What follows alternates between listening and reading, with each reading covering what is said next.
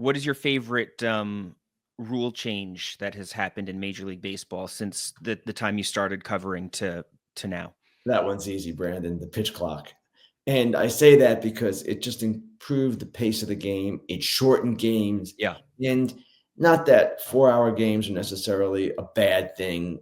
In some cases, there can be great things, but to move the game along and just to see it kind of proceed in a brisker pace, that was a big thing. And that change to me dwarfs all the others because the sport had become, for many people, borderline unwatchable, even for those of us who love it. So that to me was the big one for sure. If I ask you that same question 30 years from now, what are the chances that your answer is the golden at bat rule? I would say slim and none. And it's a fascinating thing. And I understand why people might think it attractive because in other sports, you want the ball in the best player's hands football, basketball, hockey to a lesser extent, but you definitely want your best player controlling the puck. Yeah. In baseball, you can't do that. There's a batting order, there's a sequence, and it has to be followed. But I had an interesting conversation with my colleague Jason Stark about this when he wrote the story that started this uproar.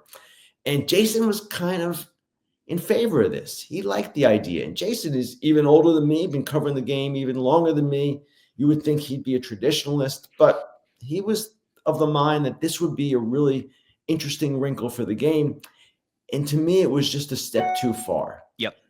I get it and I understand it, but it's not baseball at that point. And navigating in order to stay away from a hitter or get to a hitter, that's part of the game. And with the golden at bat, it would change dramatically. Yeah, no, it would definitely be interesting, but I feel like the game is in a great place right now, especially after the pitch clock. I think the pitch clock has been fantastic. It's almost like, I mean, I was watching baseball regularly anyway, but it has kind of like reinvigorated me as a baseball fan. Like I'm locked into the game much more now than I was in recent years. That there's a ton of talent, a player in Shohei Otani who has the ability to be the sport's biggest star maybe ever.